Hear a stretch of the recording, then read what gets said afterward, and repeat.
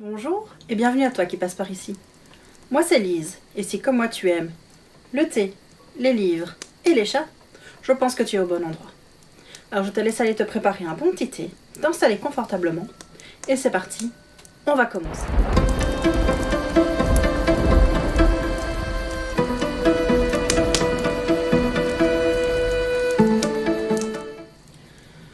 Alors pour cette nouvelle vidéo, comme on arrive à la fin de l'année, j'ai eu envie de faire un petit bilan de mes lectures de cette année, tout simplement. Nous sommes le 17 décembre et j'ai lu actuellement 92 livres.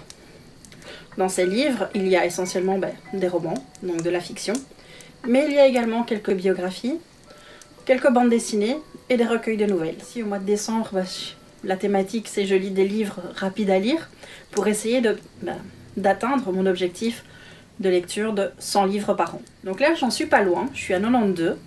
J'en ai deux en cours. Donc la romance de l'Avent de Sophie Jomain, que je vous ai présentée lors de ma précédente vidéo. Donc c'est là, je lis un chapitre par jour. Donc du coup, j'aurai terminé le 24 décembre. Donc ça me fera 93 livres. Et là, actuellement, je suis aussi en train de lire un autre livre. Les monstres de Shroudhaven, le tome 1 de Célina Fenech. J'espère, une fois que j'aurai terminé ces deux livres-là, en lire d'autres évidemment, donc pour arriver à 100. Donc je vais sans doute aller piocher dans la bibliothèque de ma belle-fille pour aller prendre quelques bandes dessinées que j'ai pas encore lues mais que j'avais très envie de lire. Et essayer de lire les plus petits livres que j'ai dans ma bibliothèque pour essayer d'arriver à 100. Je vais commencer donc par faire un petit survol en fait de toutes mes lectures. Donc au mois de janvier, j'ai lu essentiellement des thrillers. J'en ai lu 10. J'ai également lu Ils étaient 10 d'Agatha Christie. J'ai lu beaucoup d'Agatha Christie quand j'étais jeune notamment. D'ailleurs, c'est ce que je lisais quand j'ai commencé vraiment à lire, j'ai envie de dire des livres pour adultes, quand j'avais 12-13 ans. Donc j'avais été piochée dans la bibliothèque de ma maman, les Agatha Christie. Mais je n'avais jamais lu, ils étaient 10. Donc je me suis dit que c'était l'occasion de le faire. Mon compagnon était en train de le lire avec sa fille. Donc il faisait de la lecture orale. Et comme j'avais pas tout entendu, j'avais pas tout écouté, je me suis dit je vais le lire aussi, comme ça après on pourra en discuter tous ensemble. Et c'est ce qu'on a fait. Enfin, en tout cas pour moi, ce n'est pas le meilleur Agatha Christie. Pour moi, il y en a d'autres bien meilleurs. Mais j'avoue que malgré tout, j'ai passé un très bon moment de suspense. Vous aimez Agatha Christie, vous ne l'avez pas lu, lisez-le. Donc après avoir lu Ils étaient 10, j'ai lu donc les 4 Franck Tillier. Oui, je les ai lus d'affilée. Mais comme je l'ai dit, c'est un de mes auteurs de polar préférés. Pour moi, il a une maîtrise du genre juste incroyable. Et tous ces livres sont différents les uns des autres. Même si les thématiques restent assez similaires, je pense qu'il a aussi une grande passion pour tout ce qui est sciences humaines. Et donc ça se ressent dans ces livres. Et voilà, ils étaient vraiment passionnants. Donc les 4 que j'ai lus, je ne peux que vous les conseiller. J'en ai même lu un 5e dans le courant de l'année. J'ai lu La Faille aussi également. J'ai pas d'autre mot que de vous dire foncez, lisez-le. Pour moi, c'est la valeur sûre de la littérature française. En tout cas, la valeur sûre de la littérature, des thrillers français. Foncez. Vraiment, c'est un des excellents. Ensuite, j'ai lu également d'autres romans policiers, d'autres thrillers, notamment à Camille Lagerberg, Le Prédicateur. Je l'ai bien aimé, j'ai passé un bon moment. C'était une chouette enquête, les personnages sont aussi très sympas, très intéressants. Mais j'avoue que ça m'a pas spécialement laissé un souvenir impérissable. Je ne me souviens plus vraiment de l'histoire. Maintenant, voilà, c'était à presque un an que je l'ai lu. Voilà, c'est plus très très frais dans ma mémoire. Mais je sais que j'ai passé un bon moment, que c'est une autrice que j'ai envie de continuer à lire. J'en ai d'autres dans ma bibliothèque, donc voilà. Alors j'ai lu également, ça c'est par contre c'est un coup de cœur. C'est Mr. Mercedes de Stephen King. Alors, j'avais déjà lu des Stephen King évidemment, mais celui-ci était un petit peu différent. Et aussi, il a servi de base pour une série télévisée que j'ai vue, donc Mr. Mercedes. Ici, on a une enquête policière. Et vraiment, c'était vraiment très intéressant. C'était vraiment très très bon. C'était bien écrit. C'était très fluide, ça se lit mais très très facilement. On est loin par exemple de Carrie, où c'est très fluide, très rapide, où il n'y a pas beaucoup de choses entre guillemets qui se passent. Ici, il y a beaucoup d'éléments, il y a beaucoup d'enquêtes. Le personnage principal est vraiment très sympa. Je dirais que le seul petit hic que j'ai, c'est que j'ai vu la série avant de lire le livre. Mais malgré tout, la série est extrêmement fidèle au livre, que j'ai passé vraiment un excellent moment avec les deux, que je regarderai la série avec plaisir, parce que le casting aussi était juste incroyable, et que je relirai le livre, ça c'est une possibilité aussi, que je relise le livre, et d'ailleurs j'ai envie de lire les tomes suivants. Ensuite, j'ai lu quoi d'autre qui valait la peine. Le Maxime Chatham, c'était bien, mais c'était pas le meilleur. J'en ai lu beaucoup d'autres bien meilleurs que celui-là. Donc c'était La Patience du Diable. Et j'ai lu également un Patricia Cornwell, Traînée de poudre. J'en ai lu beaucoup quand j'étais adolescente, quand j'avais 14-15 ans je pense. Et à l'époque, c'était bien, mais maintenant, je vais pas dire que je suis habituée à mieux, mais voilà, mes exigences de lectrice, entre guillemets, sont plus importantes. Et du coup, j'ai pas passé un mauvais moment, mais voilà, sans plus. Je suis contente de l'avoir lu, je suis contente qu'il soit sorti de ma palle, mais ça va pas laisser un souvenir transcendant. Alors, au mois de février, donc comme j'ai dit, là j'ai lu essentiellement des romances. J'ai essayé d'avancer notamment dans des romances paranormales que j'avais commencé il y a très très longtemps, enfin en tout cas dans une saga de romances paranormales que j'avais commencé il y a très longtemps, c'est Les Ombres de la Nuit. J'en ai lu 3, donc de cette saga.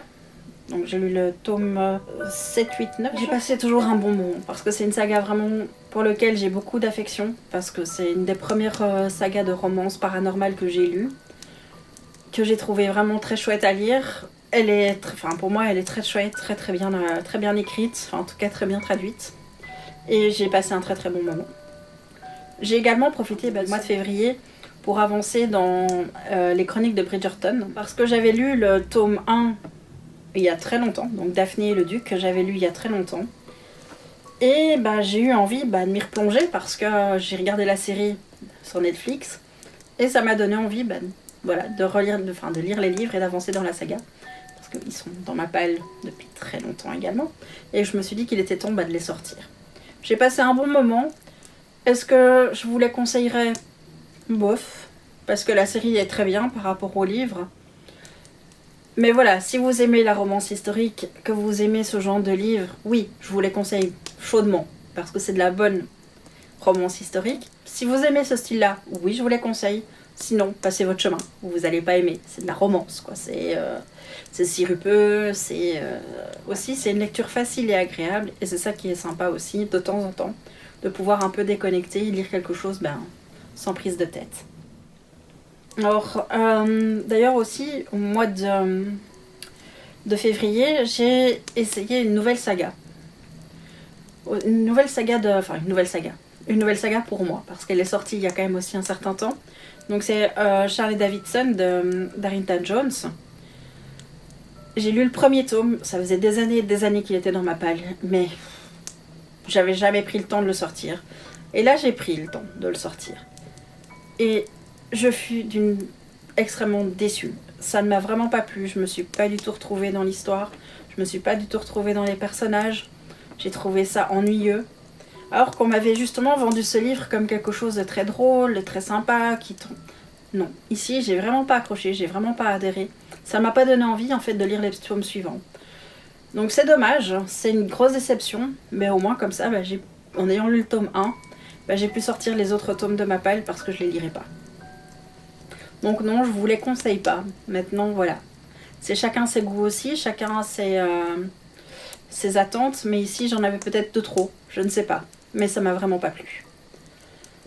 Donc au mois de mars, là je suis sortie de ma zone de confort. Donc j'ai lu des bandes dessinées, j'ai lu une biographie notamment d'Agatha Christie, que j'avais reçue à Noël. J'ai lu aussi une biographie d'Agatha Christie, mais en bande dessinée cette fois. J'ai vraiment passé un très bon moment, parce que de découvrir comme ça la vie d'Agatha Christie, c'était vraiment intéressant, c'était vraiment fascinant. Ça m'a donné envie de lire d'autres biographies. J'ai également lu Le Liseur de Bernard Schling, donc il a été adapté au cinéma sous le titre de The Reader. C'est un film avec Kate Winslet. Ce film était magnifique, j'avais beaucoup apprécié, j'avais beaucoup aimé ce film. Et le livre était à la hauteur du film, si pas meilleur que le film. Donc pour ça, par contre, je vous le conseille vivement. C'était vraiment une très très belle découverte. J'ai lu également 2 autres bandes dessinées. Une bande dessinée sur Nelly Bly, qui est une journaliste, une des pionnières en fait du journalisme d'investigation. Elle s'est fait en fait interner dans un hôpital psychiatrique pour pouvoir faire un papier sur les conditions, pas dire de détention, mais en tout cas les conditions de vie des femmes dans les hôpitaux psychiatriques à l'époque. C'était vraiment très intéressant. Ça permet de découvrir d'une façon assez ludique la personnalité importante de l'histoire. Et c'est vraiment pour ça que j'ai aimé ce livre. J'ai également lu en bande dessinée Où es-tu Anne Frank ? On avait vu le film d'animation il y a quelques mois avant la sortie du livre, je pense. Et on avait offert le livre à Florence, donc ma belle-fille, pour sa Noël. Et je me suis dit, je vais le lire. C'est vrai que j'avais aimé le film d'animation. Et pour moi, c'est important d'avoir des livres comme ça, qui témoignent d'une époque, qui parlent de choses qu'on a besoin de ne pas oublier. Et au moins, c'est fait d'une façon un peu plus ludique qu'un livre, donc pour les enfants notamment, ou les jeunes adolescents. C'est des bons supports, en fait. J'ai également lu cette année le tome 1 et le tome 2 de Rogaton, de Boulet. C'est aussi de la bande dessinée. Ça, c'est un auteur de bande dessinée que mon chéri aime beaucoup, qu'il m'a fait découvrir. Et c'est vrai que ce sont des petites captures, des petites capsules de moments de vie. Et tout le monde peut s'y retrouver. C'est très drôle. En tout cas, moi, j'ai trouvé ça très drôle. Parce que je me suis retrouvée, j'ai à peu près les mêmes références que lui. Donc du coup, ça tilte. Et puis, c'est un petit questionnement sur les habitudes des gens, sur les habitudes des jeunes d'aujourd'hui. C'était vraiment très chouette, c'était vraiment très drôle. Donc ça, je peux vous les conseiller. Si vous avez envie de rire un petit peu, vous moquer un petit peu du monde dans lequel on vit. Voilà, c'est fait pour vous. Le dessin est sympa aussi. Même si j'avoue que j'ai un peu de mal malgré tout parce que je suis pas une grande fan de bande dessinée. C'est pas ce que je préfère, mais les histoires, les situations qui sont décrites dans les livres, dans ces 2 livres, sont vraiment sympas. Et voilà, ça fait sourire, ça fait rire, ça fait du bien. Alors, dans la suite de l'année, d'autres livres qui m'ont marqué, c'est notamment Emmuré, d'Axel Bell. Ce livre, je l'ai lu parce qu'il m'avait été, pas directement, mais en tout cas, il avait été conseillé par une blogueuse que je suis. Donc, elle l'avait lu et elle avait donné son avis et qui m'avait vraiment donné envie. Donc, quand je l'ai acheté, quand je l'ai vu dans la librairie, je l'ai acheté. Et je ne l'ai lu que cette année. Et vraiment, j'ai trouvé ce livre, angoissant, comme pas possible. Bon, c'est un livre de littérature jeunesse. Donc, ça se lit vraiment très bien, très vite. Mais c'était angoissant. Si vous n'aimez pas les poupées, si vous avez peur des poupées, ne le lisez pas. Mais vraiment, c'était angoissant, c'était stressant. Donc c'est vraiment un livre que je conseille pour Halloween. En tout cas en période d'octobre, c'est le livre parfait. Donc celui-là, je vous le conseille vivement. J'ai lu également une autre bande dessinée ce mois-là. C'était Néo, d'après Michel Bussy. Donc d'après le roman de Michel Bussy, ils ont sorti une bande dessinée. Je l'avais trouvé pour pas très cher à la librairie et je m'étais dit tiens, pourquoi pas, parce que j'en avais entendu du bien, et en tout cas du livre, et je me suis dit tiens, c'est une approche différente, et puis comme ma belle-fille aime les bandes dessinées, ça pourrait peut-être lui plaire, et donc du coup je me suis dit je vais le lire aussi. C'était bien mais sans plus. Là franchement je vous le recommande pas. Par contre les livres suivants, je vous les recommande parce que ce sont des livres de 2 autrices que j'aime beaucoup. Notamment, c'est Le sommeil de l'ours de Sophie Jomain. C'est une histoire qui parle des rapports mère-fille. Et c'était très touchant, c'était très joli. En plus, ça se passe en Alaska. Donc, les paysages ont l'air juste magnifiques. Ça donne envie de voyager jusque là-bas. J'en parle aussi parce qu'il vient de sortir en livre de poche et que j'aimerais qu'il ait une belle vie aussi. Malheureusement, ils ont changé le titre parce qu'apparemment le titre initial, donc Le dernier sommeil de l'ours, n'attirait pas du tout le lecteur. Mais je ne sais plus le nouveau titre du livre. Donc je le mettrai quelque part. Alors le livre suivant que j'ai lu, c'est Gris comme le cœur des indifférents. Ce livre-ci, que j'ai pris une claque en le lisant. Pour moi, c'est vraiment, je pense, un des coups de cœur de l'année. Parce que c'était beau, c'était touchant. J'ai pleuré du début à la fin.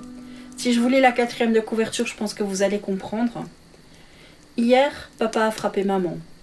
C'était un jour banal, plombé seulement par la couleur du ciel et les hurlements. Un jour gris, Gris comme le cœur des indifférents. Vous aurez pu le deviner, j'ai envie de dire, avec les quatrièmes de couverture, ça parle de violence conjugale. De comment grandir dans un tel climat. C'était touchant, c'était poignant, c'était triste, c'était... voilà, je n'ai pas d'autres mots. J'ai pris une claque quand je l'ai lu. L'écriture de Pascaline est, comme toujours, sublime, mais je dirais qu'elle est même encore plus touchante dans ces histoires-là. Dans des histoires avec, qui racontent quelque chose, qui racontent quelque chose de vrai, en fait. C'est... voilà, c'était bouleversant. J'ai vraiment aimé ce livre. Il se lit très vite, parce que bon, voilà, il est très peu épais. C'est un livre, pour moi, qu'il faut avoir lu. Effectivement, il s'adresse à un lectorat relativement jeune, donc en littérature jeunesse, mais tout le monde peut le lire, tout le monde peut s'y retrouver, et il est pour moi important de le lire. Alors, un autre livre que j'ai envie de vous parler, parce qu'il a aussi beaucoup marqué mon année de lecture, c'est un livre, c'est une bande dessinée de Cake. Et le titre, c'est Du beau avec du moche. Alors cette bande dessinée, elle a un sujet également très lourd, parce que voilà, en fait, Cake et une de ses amies ont été témoins des attentats de Paris. Ils ont perdu des amis, notamment lors de ces attaques. Ils ont été témoins car ils n'habitaient pas loin en fait des lieux du drame. Et on suit en fait leur parcours, leur traumatisme, la façon dont ils ont pu arriver à gérer ce traumatisme. Et c'était d'une dureté, c'était très dur, c'était très touchant. De voir ça en bande dessinée, de voir cette évolution. Habituellement, Cake fait beaucoup d'humour, il y a beaucoup de joie qui se dégage de ces bandes dessinées. Et en tout cas, beaucoup d'humour, voilà, c'est très humoristique. Ici, on est loin du conte, on est loin de ça, mais malgré tout, c'était extrêmement réussi.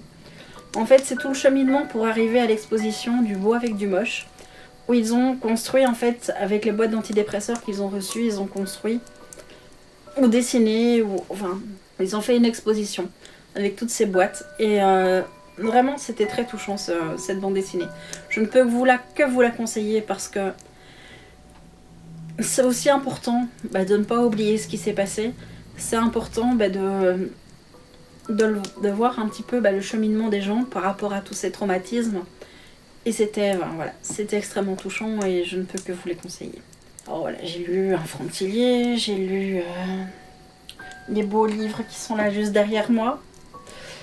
Que ça soit Vespertine, Belladonna, ça je vous le conseille, mais vraiment à 100%, il était vraiment très très chouette. Le Chant des géants également de David Brie. Dans un univers assez éloigné de ce que je lis d'habitude, ici on était dans la mythologie grecque, et c'était vraiment très très sympa. Alors La guerre des papilles, c'était sympa mais sans plus. La ritournelle. Personnellement, je n'ai pas spécialement aimé ce livre. Je l'ai lu parce que j'avais commencé, je l'avais sous la main, mais je l'ai pas vraiment aimé, j'ai pas adoré. Comme je dis, le personnage de la belle-mère était insupportable. Et déjà, période de Noël, je suis pas trop fan, j'aime pas trop ça à la base, donc voilà, c'était pas ma came. Ah oui, un grand coup de cœur aussi, c'est Le Jardin de Audrey Rousselin, qui est paru aux éditions Elixiria. Je ne m'attendais pas à grand chose avec ces livres-là. Je les avais achetés lors d'un salon du livre. J'avais acheté tous les livres de l'autrice. J'en ai lu un également un peu plus tôt dans l'année. C'était de l'urban fantasy et j'avais vraiment bien aimé. J'avais passé vraiment un très très bon moment parce que l'écriture était très chouette. Donc c'était Un froid de loup. L'ambiance était vraiment sympa, les personnages aussi. Je me retrouvais un petit peu dans l'urban fantasy que je lisais il y a quelques années et que j'aimais vraiment bien. Donc j'avais passé vraiment un très très bon moment avec cela. Et j'ai enchaîné donc avec Le Jardin. Donc c'est une duologie, ce sont 2 romans. Que j'ai vraiment... C'est une dystopie. Et ça a été vraiment un grand coup de cœur. Je ne m'attendais pas à ça. J'ai trouvé ça vraiment passionnant et fascinant. On est dans un univers un peu à la Servante écarlate, ce genre de roman. Et il y a beaucoup de rebondissements, beaucoup de rythme. C'était vraiment très très agréable à lire en tout cas. Donc ça, je peux vraiment vous les conseiller si vous les trouvez. Parce que c'était vraiment très agréable et une très très belle surprise.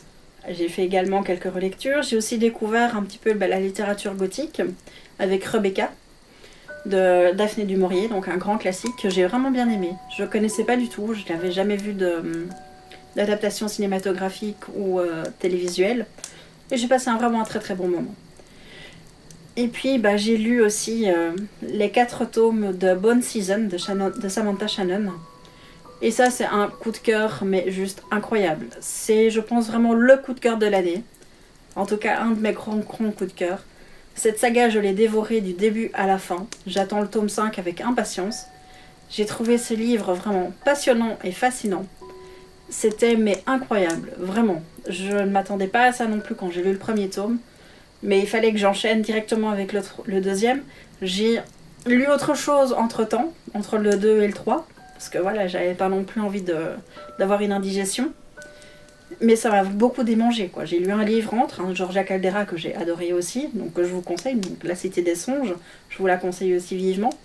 Mais Bone Season, ça c'est vraiment la saga, je pense. Je vais pas dire de l'année pour moi, mais presque. Vraiment une pépite. Alors dans les autres livres qui m'ont marqué cette année, voilà, j'en ai lu d'autres, mais voilà, ils m'ont marqué, mais sans plus, que je vous conseille pas plus que ça. Quoique Va au diable de Sanguine, j'ai bien aimé.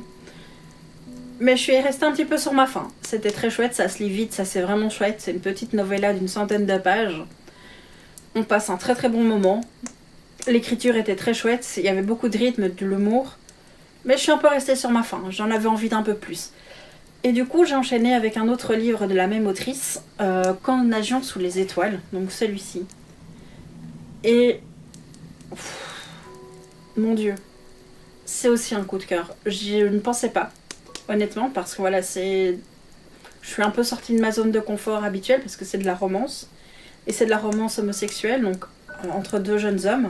Mais leur histoire était tellement belle, les personnages, leur personnalité était tellement touchante, l'écriture les a vraiment sublimés.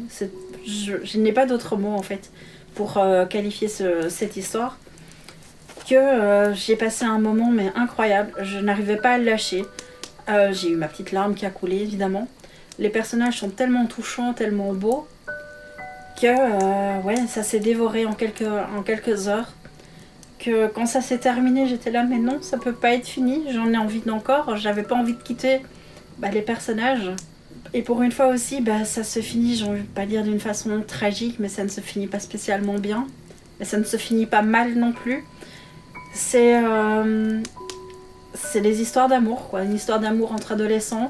C'était beau, c'était triste, c'était émouvant, c'était touchant. Le style était simple mais efficace, poétique.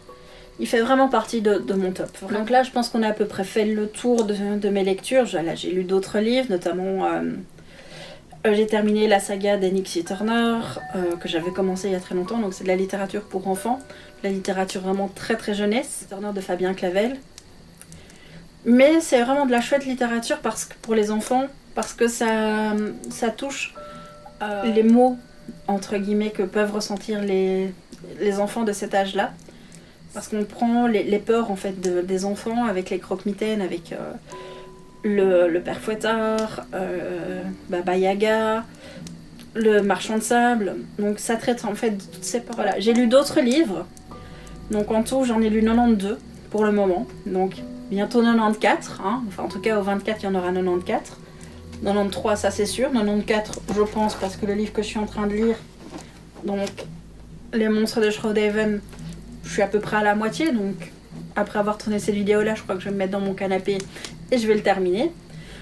Et puis, il me restera encore 6 livres à lire pour arriver à 100 en 2 semaines. Je pense que c'est faisable. Maintenant, il faudra voir comment je vais m'organiser par rapport à ça, essayer de trouver encore d'autres petits livres pas trop épais, faciles à lire, ou sinon je vais piocher dans la bibliothèque de ma belle-fille pour aller prendre quelques bandes dessinées. Et pourquoi pas peut-être aussi des livres de littérature jeunesse qui se lisent vite et bien. On verra bien comment ça va se donner.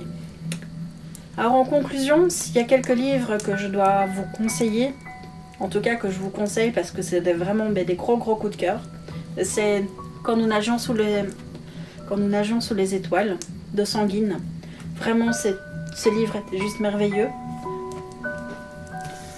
La saga Bone Season, de Samantha Shannon, parce que vraiment c'est une saga mais juste incroyable. Il y a du rythme, il y a plein de choses qui se passent, le personnage principal de Paige est vraiment très intéressant. On s'ennuie pas une seconde. Vraiment, l'univers aussi est assez différent de ce qu'on a l'habitude. Ensuite, voilà. Gris comme le cœur des indifférents, parce que ce livre, il doit être lu. Il est juste sublime, il est juste magnifique. L'écriture est incroyable, la thématique est excessivement dure. On pleure du début à la fin, mais voilà, c'est ce que j'aime en fait dans les livres, c'est ressentir des émotions, et c'est ce que j'ai ressenti avec ce livre. Donc ce serait Le Jardin d'Audrey Rousselin, parce que vraiment c'était surprenant. Je ne m'attendais pas à ça et j'ai vraiment passé un très très très bon moment. Alors j'ai évité de vous parler de Georgia Caldera parce que voilà, c'est mon autrice préférée et je ne suis pas spécialement objective. Mais je pense qu'avec vraiment les Samantha Shannon, Quand nous nagions sous les étoiles, et Gris comme le cœur des indifférents, déjà rien qu'avec ça vous avez déjà pas mal. Il y en a bien sûr d'autres que j'ai beaucoup aimés, mais je ne veux pas savoir revenir sur tout. Donc j'espère que je vous ai donné envie de lire certains de ces livres, que je vous ai un peu découragé de lire d'autres qui étaient vraiment pour moi pas très très bons.